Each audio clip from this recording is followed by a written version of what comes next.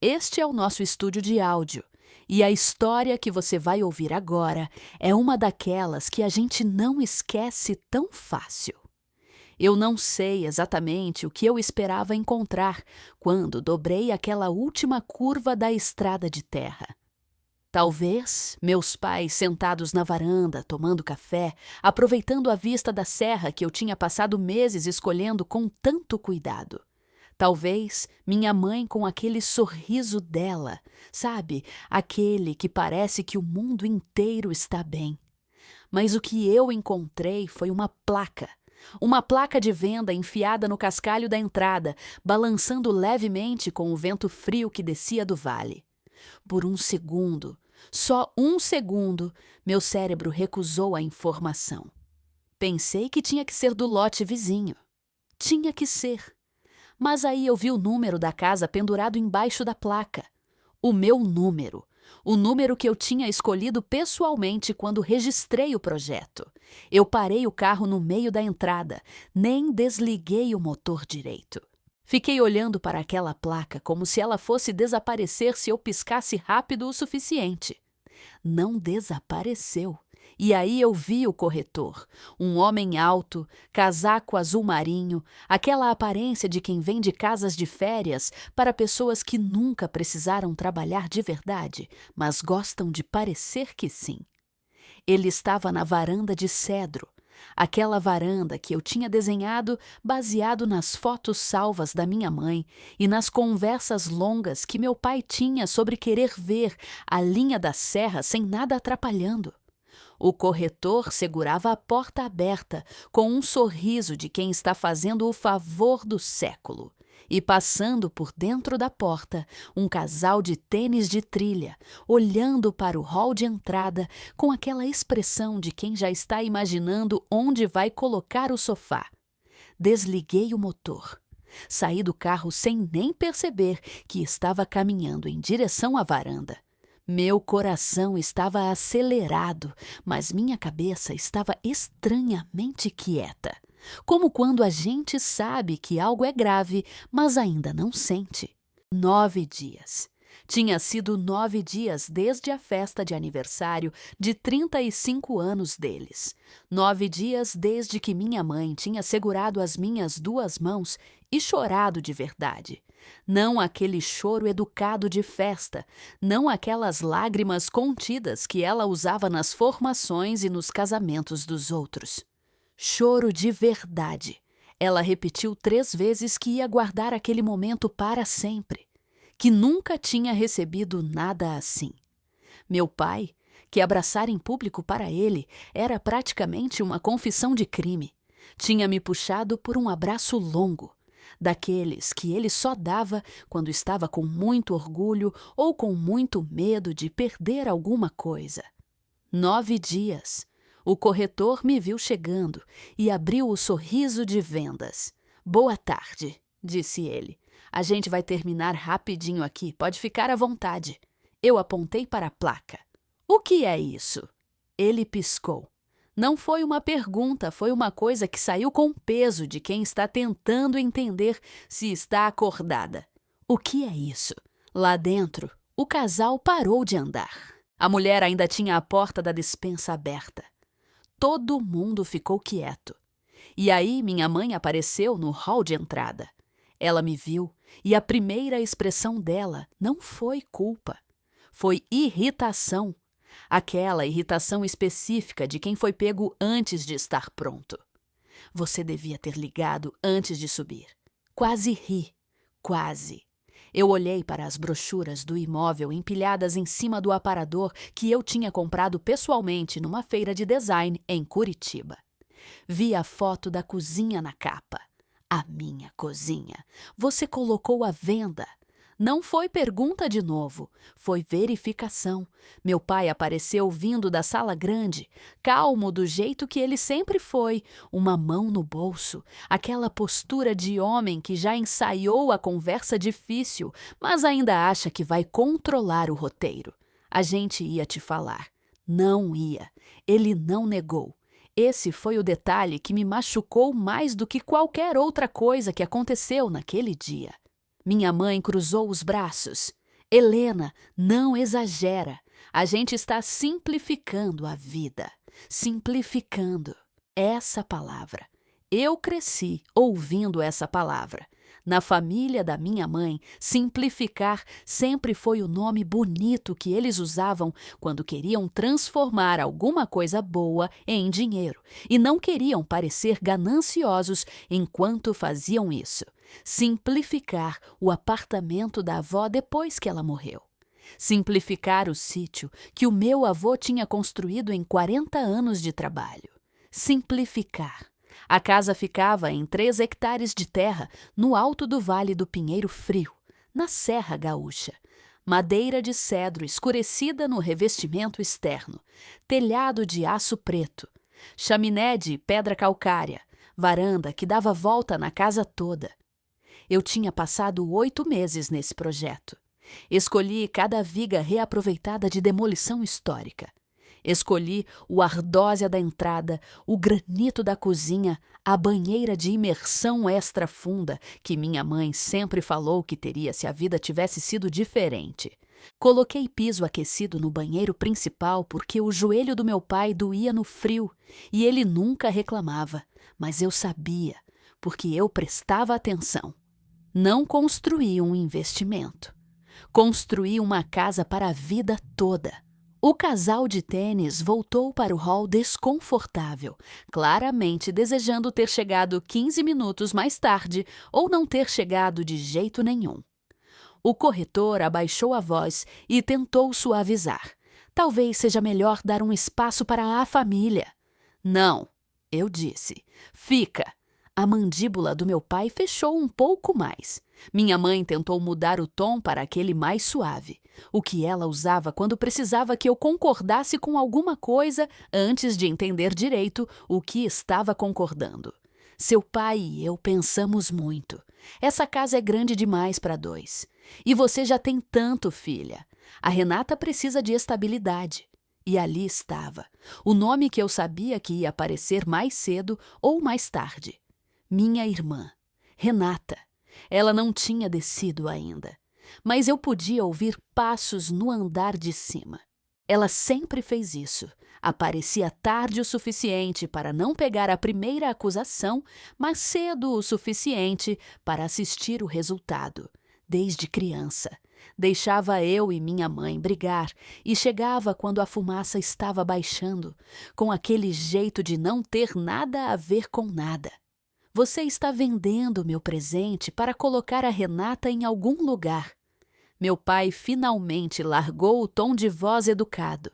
Foi um presente. Presente é de quem recebe. Aquilo teria funcionado. Teria funcionado bem, inclusive. Teria me feito sentir pequena e errada e dramática como ele sabia fazer. Teria funcionado se eu tivesse feito o que a maioria das pessoas faz quando dá uma casa de presente. Se eu tivesse simplesmente passado a escritura. Mas eu não tinha feito isso. Na festa de aniversário, junto com a caixinha com laço de fita, onde estavam as chaves, eu também tinha entregado uma pasta de couro do escritório da minha advogada. Minha mãe tinha chorado e colocado a pasta de lado sem abrir. Meu pai tinha dito, seja lá o que for, a gente confia em você. Depois todo mundo tinha brindado. A Renata tinha tirado foto na frente da lareira.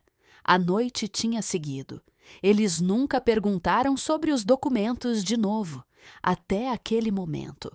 O corretor olhava entre mim e meus pais com uma expressão que já não tinha nenhum encanto de vendedor. Era a expressão de um profissional que começou a sentir cheiro de problema de documentação e sabe exatamente o que isso significa para a comissão dele.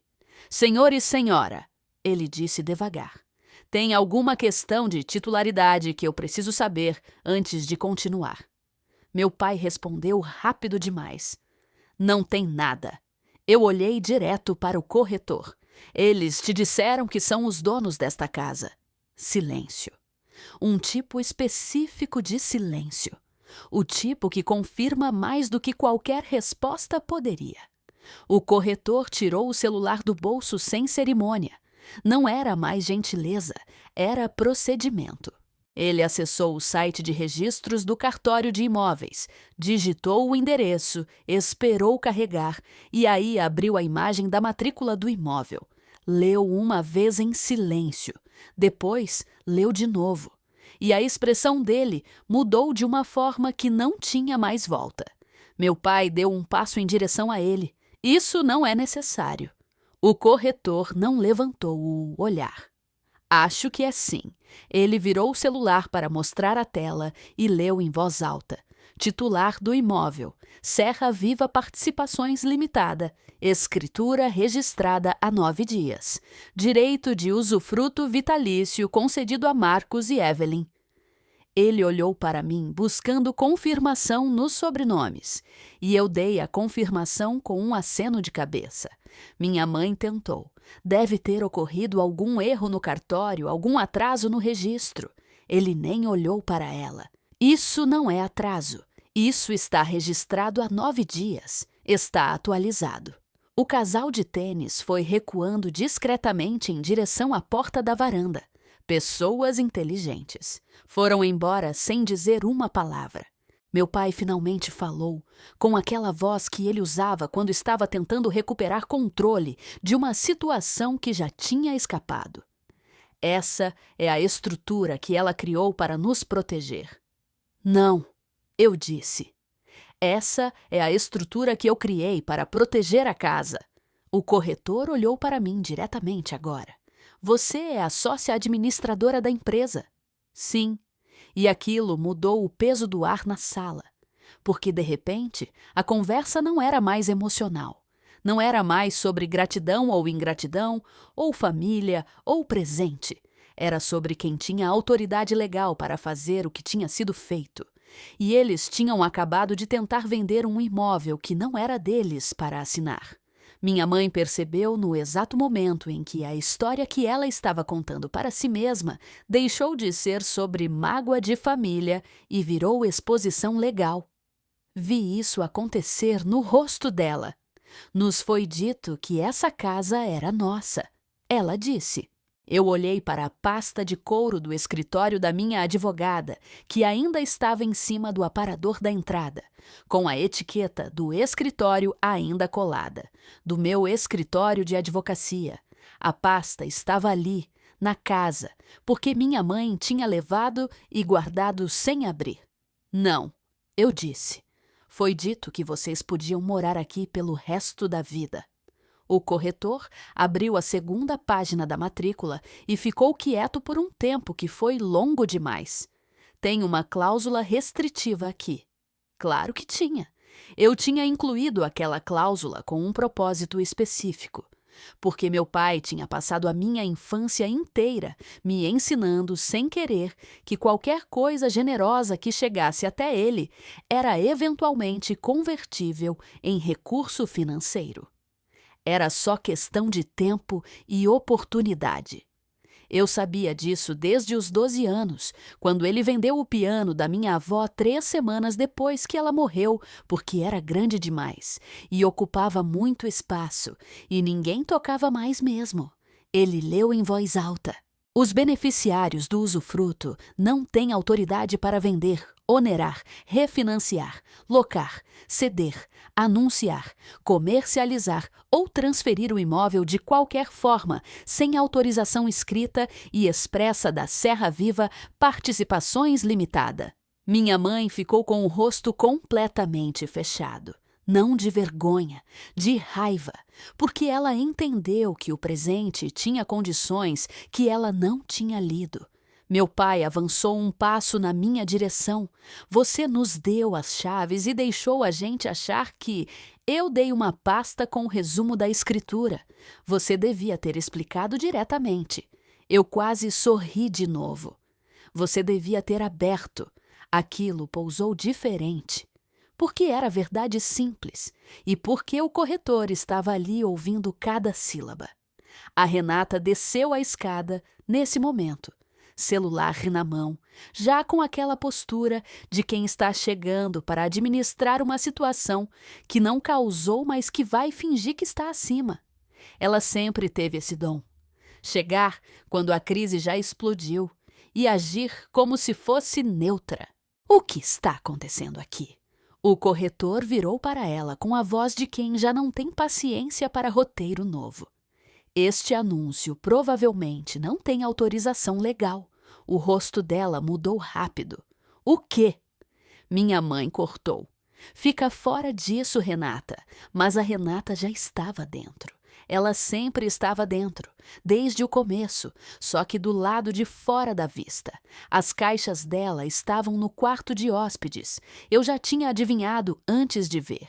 E eu precisei de menos de 30 segundos olhando para ela para entender que essa ideia não tinha nascido dos meus pais. Tinha nascido de uma conversa, de um fim de tarde, de alguém dizendo com muito cuidado que a casa estava ociosa, que era grande demais para dois, que para que guardar quando dá para simplificar. Peguei a brochura do imóvel da pilha no aparador. A minha cozinha estava na capa, a minha lareira, a minha varanda, e em letras bem formatadas, a frase que me fez sentir um frio diferente de qualquer frio que aquela serra já tinha dado. Uma rara oportunidade de adquirir um retiro de montanha de alto padrão, completamente desonerado e livre de restrições. Entreguei a brochura para o corretor, desonerado. Ele olhou para o papel, olhou para o celular com a matrícula aberta, olhou para o meu pai. Você me disse que o imóvel era livre de ônus e restrições. Meu pai não disse nada. Às vezes o silêncio é a resposta mais completa que existe. O corretor ligou para o escritório dele.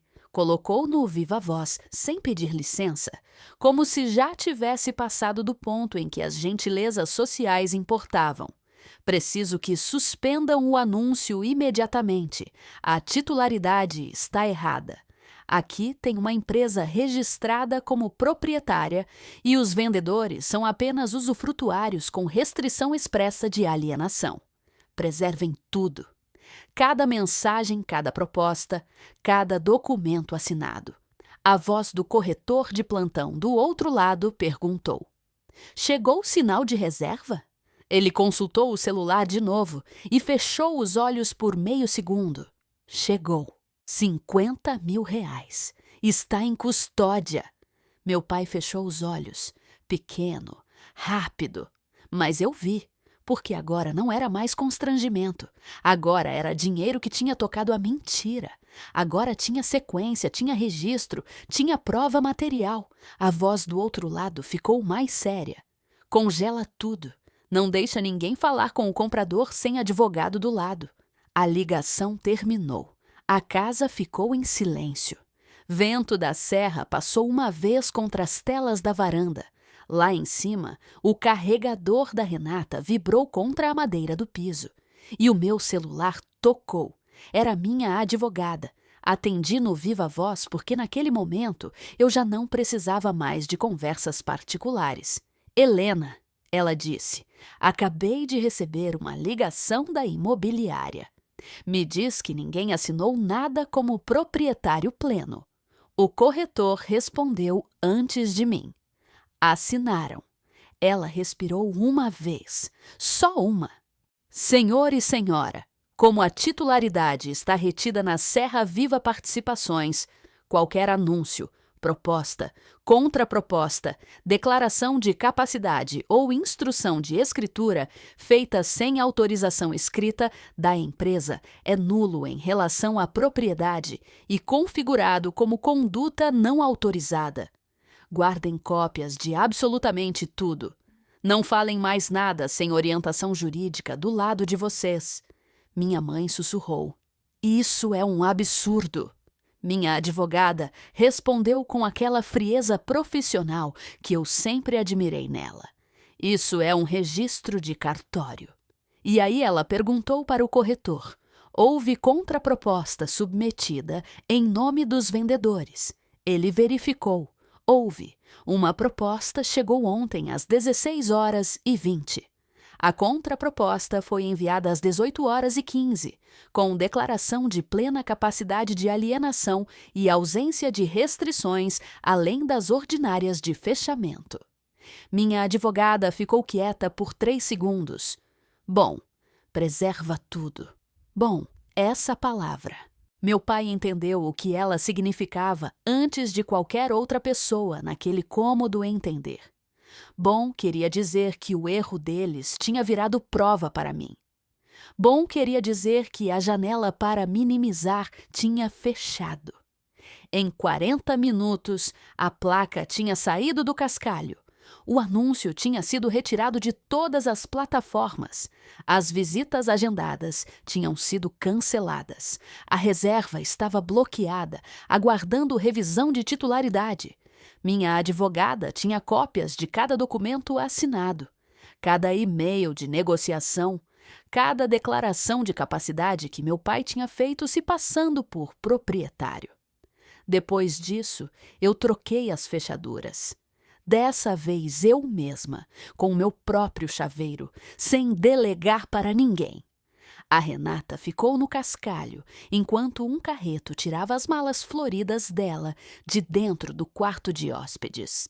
Ela ficou tentando manter aquele ar de quem foi injustiçada, mas indignação precisa de inocência para se sustentar. E àquela altura, todo mundo na calçada sabia quanto ela sabia desde o começo. Minha mãe chorou uma vez no carro antes de ir embora.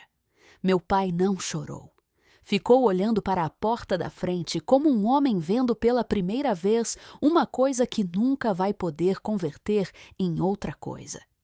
3 semanas depois, o setor de conformidade da imobiliária fechou formalmente o processo de anúncio não autorizado.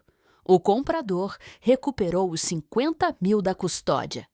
Meus pais assinaram um acordo de reconhecimento e não interferência depois que minha advogada deixou muito claro que a alternativa seguinte não seria uma ligação de família. A Renata foi morar num aluguel de curto prazo na cidade. Minha mãe parou de dizer que ia guardar para sempre, quando percebeu que para sempre tinha condições que ela não conseguia negociar. Meu pai aprendeu que receber uma chave e ter uma escritura não são a mesma coisa. Nunca foram. A casa ficou como estava. A estrutura ficou como estava. Não como punição. Porque a minha avó era mais inteligente do que qualquer pessoa naquela sala, naquele dia.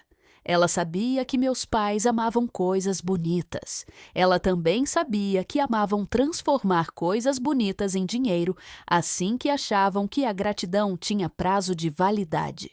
Então, ela tinha me ensinado, anos antes de eu construir qualquer coisa, que a diferença entre um presente e um ativo é onde você coloca o controle.